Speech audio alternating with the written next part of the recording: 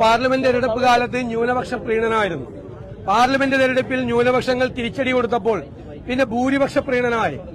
ഡൽഹിയിൽ ചെന്ന് ഹിന്ദുവിൽ മലപ്പുറത്തിനെതിരായി ഇന്റർവ്യൂ കൊടുത്തത് ആരാണ്? ഈ മുഖ്യമന്ത്രിയാണ്. നമസ്കാരം. ഇന്നലെ രാഹുൽ ഗാന്ധി വളരെ ഗംഭീരമായിട്ടൊരു ചോദ്യമാണ് പിണറായി വിജയനോട് ചോദിച്ചത്. അതായത് ഇന്ത്യയിലെ മിക്ക മുഖ്യമന്ത്രിമാരെയും പ്രതിപക്ഷത്തുള്ള മുഖ്യമന്ത്രിമാരെയും എൻഫോഴ്സ്മെന്റും എൻഐയും CBIയും വേട്ടയാടുമ്പോൾ പിണറായി വിജയനെ മാത്രം എന്താണ് തൊടാത്തത്? പിണറായി വിജയനെതിരെയുള്ള നയതന്ത്ര പാക്കേജിലുള്ള സ്വർണ്ണക്കള്ളക്കടത്ത്, ഡോളർ കടത്ത്, അതേപോലെ ലൈഫ് മിഷൻ തട്ടിപ്പ്, അതേപോലെ കരിമണൽ കേസ്, അതേപോലെ ലാവ്ലിംഗ് കേസ് 10 വർഷമായി സുപ്രീം കോടതി കിടക്കുകയാണ്. ഇതൊക്കെ തന്നെ BJP സംരക്ഷിക്കുകയാണ്.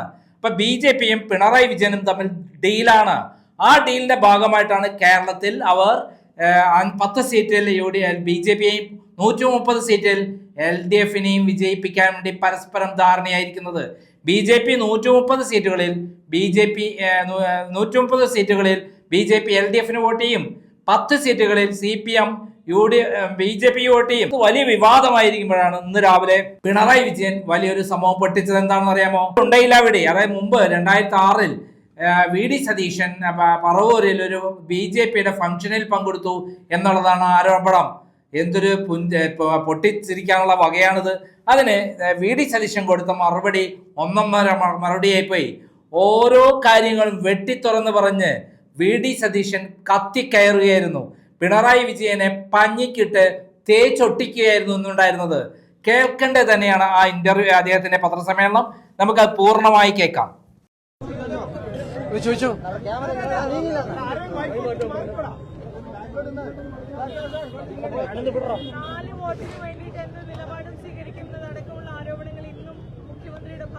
നാല് വോട്ടിന് വേണ്ടി എന്ത് നിലപാട് സ്വീകരിക്കുന്ന ആള് മുഖ്യമന്ത്രിയാണ്. കാരണം പാർലമെന്റ് തെരഞ്ഞെടുപ്പ് കാലത്ത് ന്യൂനപക്ഷ പ്രീണനമായിരുന്നു.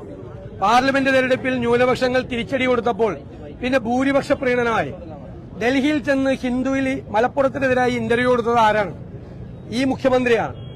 അന്നു മുതൽ വർഗീയത പ്രസംഗിക്കുന്നവർക്ക് പൊന്നാട അണിയിക്കാൻ പോയത് ആരാണ്? ഈ മുഖ്യമന്ത്രിയാണ്.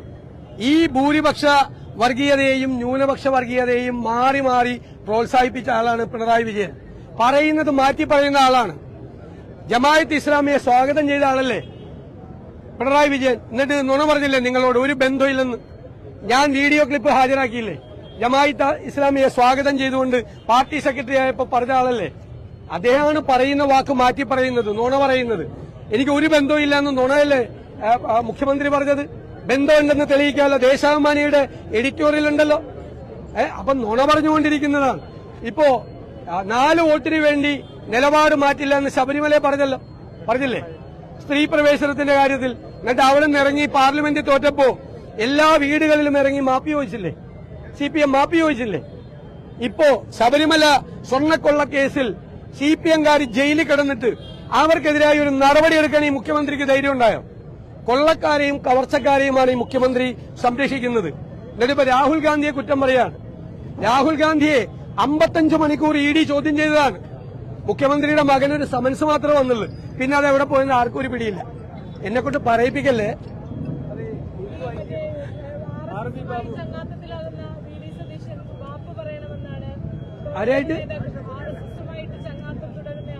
ആരാണ് RSSുമായിട്ട്? എന്റെ വീട്ടിലേക്ക് BJP എല്ലാ മാസവും മാർച്ച് വയ്ക്കും. എന്റെ പറവൂരിലെ വീട്ടിലേക്ക്. എനിക്കെതിരായിട്ട് ഏറ്റവും ശക്തിയായി അവരാണ് എല്ലാ കാലത്തും പ്രവർത്തിക്കാറുള്ളത്. ആരായിട്ട്? RSS. ഞങ്ങളെ തോൽപ്പിക്കാനാണ് BJP നടക്കുന്നത്. കോൺഗ്രസിനെ തോൽപ്പിക്കാനാണ് നടക്കുന്നത്.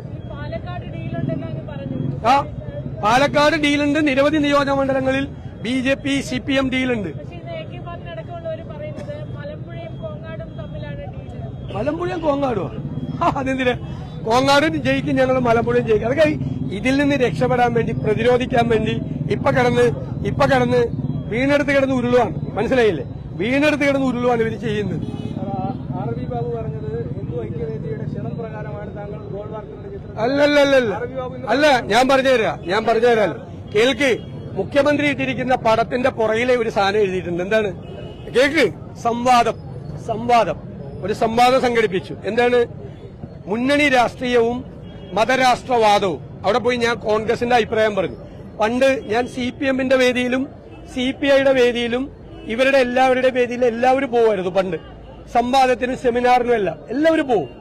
അതിന്റെ പുറയിൽ അവിടെ പോയി ഞാൻ കോൺഗ്രസിന്റെ അഭിപ്രായം പറഞ്ഞത്, ഞാൻ RSSനെ പുകഴ്ത്തിയതാണെങ്ങനെ ഞാൻ കോൺഗ്രസിന്റെ അഭിപ്രായം പറഞ്ഞു. ഇപ്പൊ KV തോമസ് കോൺഗ്രസ് ആയിരിക്കുമ്പോ കണ്ണൂർ സമ്മേളനത്തിലേക്ക് KV തോമസ് മാഷെ ഇവര് വിളിച്ചില്ലേ കോൺഗ്രസ് ആയിരിക്കുമ്പോ അവിടെ സമ്മേളനത്തിൽ പണ്ട് പോവും. പറവൂര് EMS സാംസ്കാരിക കേന്ദ്രത്തിന്റെ പരിപാടിയിൽ CPM പണ്ട് വിളിക്കായിരുന്നു. ഇപ്പൊ ആരും അങ്ങോട്ടും ഇങ്ങോട്ടും വിളിക്കാറില്ല. പണ്ട് എല്ലാവരുടെയും വേദിയിൽ സെമിനാറും സംവാദങ്ങൾ നടക്കുമ്പോൾ പോവും. എന്താണ് മതരാഷ്ട്രവാദവും മുന്നണി രാഷ്ട്രീയം എന്നുള്ള ഒരു വിഷയത്തിൽ ഒരു സംവാദത്തിൽ പങ്കെടുത്ത എന്താ കുഴപ്പം? സംവാദമല്ലേ. അവിടെ കോൺഗ്രസിന്റെ അഭിപ്രായം പറഞ്ഞു.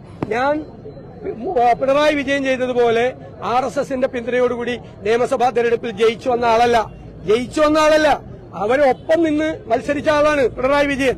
പിന്നെ ഈ മസ്കറ്റ് ഹോട്ടലില് അടച്ചിട്ട മുറിയിൽ 1-ാം നമ്പർ കാറ് മാറി വന്ന് ശ്രീഎമ്മിന്റെ മധ്യസ്ഥതയിൽ RSSുമായി നേതാക്കളുമായി കൂടിക്കാഴ്ച നടത്തിയില്ലേ എന്ന് നിയമസഭയിൽ ഞാൻ മുഖത്ത് നോക്കി ചോദിച്ചപ്പോ തല കുനിച്ചിരുന്ന ആളാണ് മുഖ്യമന്ത്രി പിണറായി വിജയൻ. മനസ്സിലായി? തല കുനിച്ചിരുന്നു, മറുപടി പറയാനില്ലാതെ. ഇപ്പോഴും മറുപടി പറഞ്ഞിട്ടില്ലല്ലോ. ഇപ്പോഴും മറുപടി പറഞ്ഞിട്ടില്ല. പിന്നെ തൃശൂരിൽ P. പരമേശ്വരന്റെ ഒരു പുസ്തകം ഞാൻ പ്രകാശനം ചെയ്തു. അതേ പുസ്തകം തിരുവനന്തപുരത്ത് പ്രകാശനം ചെയ്തത് BS അച്യുതാനന്ദനാണ്. എന്നെ MP വീരേന്ദ്രകുമാർ ക്ഷണിച്ചിട്ടാണ് ഞാൻ പോയത്, ആ പരിപാടിക്ക് പോയത്. BS അച്യുതാനന്ദൻ പ്രകാശനം ചെയ്ത ഒരു പുസ്തകം, തിരുവനന്തപുരത്ത് പ്രകാശനം ചെയ്ത പുസ്തകം VD സതീശന് തൃശ്ശൂർ ചെയ്യാൻ പാടില്ലേ? മനസ്സിലായില്ലേ? അത് മനസ്സിലാക്കിയാൽ മതി. പിണറായി എനിക്കത് പറഞ്ഞത് നന്നായി. ഇത് പറഞ്ഞപ്പോ ഒരു 12 കാര്യം പഴയത് എനിക്ക് പറയാൻ പറ്റി, ഓർമ്മിപ്പിക്കാൻ. അത് അവിടെ ചെന്ന് നിങ്ങൾ അന്വേഷിച്ച അടുത്ത് വോട്ടിംഗ് പാറ്റേൺ കണ്ടാ അറിയാം. ഈ RV ബാബു എന്നുള്ളത് കോൺഗ്രസ് വിരോധിയാണ്. RV ബാബു ഭയങ്കര കോൺഗ്രസ് വിരോധിയാണ്. കാരണം ഒരു തട്ടിപ്പ് കേസിൽ പെട്ടിട്ട് പറവൂര് വന്ന് താമസിക്കുകയാണ്. മനസ്സിലായി? അത് കോൺഗ്രസ് പ്രവർത്തകർ പുറത്തു കൊണ്ടുവന്നു. അതിന്റെ വിദ്വേഷം തീർക്കാൻ വേണ്ടിയിട്ട് പറയാം. അപ്പൊ ഞാൻ പറയാം, ഞാൻ മനോരമ ന്യൂസിന് കൊടുത്ത ഇന്റർവ്യൂ പോലീസ് ആവശ്യപ്പെട്ടിട്ട് മെറ്റ അതിൽ നിന്ന് നീക്കി, ഫേസ്ബുക്കിൽ നിന്ന് നീക്കി. ആ ഇന്റർവ്യൂവിനെ പോലെ ഇവര് ഭയപ്പെടുവാണ്. എന്തിനാ ഇത്ര ഭയപ്പെടുന്നു? ഞാനൊരു ഇന്റർവ്യൂ കൊടുത്തതിന് എത്ര രാഷ്ട്രീയ നേതാക്കൾ ഇന്റർവ്യൂ കൊടുക്കുന്ന തെരഞ്ഞെടുപ്പ് കാലത്ത്? പോലീസ് ആവശ്യപ്പെട്ടിട്ടാണ് മനോരമയിൽ ഞാൻ കൊടുത്ത ഇന്റർവ്യൂ മാറ്റിയത്. പോലീസിന് എന്ത് അവകാശമാണുള്ളത്? എന്റെ ഇന്റർവ്യൂ നീക്കം ചെയ്യാൻ ഞാൻ എന്താണ് ആ ഇന്റർവ്യൂവിൽ മോശമായിട്ട് വല്ലതും പറഞ്ഞിട്ടുണ്ടോ? ഒന്നും പറഞ്ഞിട്ടില്ലല്ലോ. രാഷ്ട്രീയമല്ല പറഞ്ഞത്. രാഷ്ട്രീയ കാര്യങ്ങൾ ചോദിച്ചതിനുള്ള മറുപടിയാണ്. അപ്പൊ ഭയമാണ് ഇവിടെ ഭരിക്കുന്നത്. ഭയം. എല്ലാ ഏകാധിപതികളെയും ഭരിക്കുന്നത് ഭയമാണ്. ഹിറ്റ്ലറിനും ഭയമായിരുന്നു, സ്റ്റാലിനും ഭയമായിരുന്നു, പിണറായി വിജയനും ഭയമാണ്. ഒരു ഇന്റർവ്യൂവിനെ പോലും ഭയക്കുന്ന ഭീരുവായ മുഖ്യമന്ത്രിയാണ് പിണറായി വിജയൻ.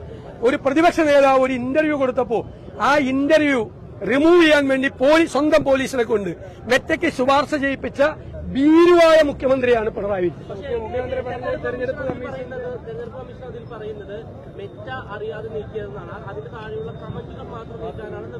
അതിപ്പോ വീണെടുത്ത് ഉരുളുവാണ്. മനസ്സിലായില്ലേ? ഇപ്പൊ വീണെടുത്ത് ഉരുളുവാണ്. കേരളത്തിലെ പോലീസ് ഇത് റിമൂവ് ചെയ്യണമെന്ന് മെറ്റയോട് ശുപാർശ ചെയ്തിട്ടുണ്ട്. എന്തിന്റെ അടിസ്ഥാനത്തിലാ? എന്താ കമന്റിൽ എന്താ കുഴപ്പം?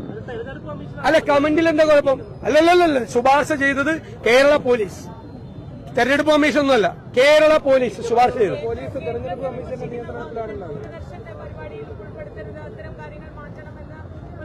നരേന്ദ്രമോദിയുടെ അനിയനല്ലേ കേരളം ഭരിക്കുന്നത്? അത് തന്നെ സ്വഭാവം. എല്ലാ ഏകാധിപതികളും ഭീരുക്കളാണ്. ആ ശ്രേണിയിലെ അവസാനത്തെ ആളാണ് കേരള മുഖ്യമന്ത്രി. പ്രതിപക്ഷ നേതാവിന്റെ ഇന്റർവ്യൂ പോലും അസഹിഷ്ണുതയും ഭയവുമാണ് പ്രധാനം. ഭയമാണ് ഇവിടെ ഭരിക്കുന്നത്. പണ്ട് ബ്രത്ത് ചോദിച്ചിട്ടുണ്ട്, വലിയ കവിയാണ് അദ്ദേഹം. ജർമ്മനിയിൽ നിന്ന് അദ്ദേഹത്തെ അമേരിക്കയിലേക്ക് നാടുകടത്തി.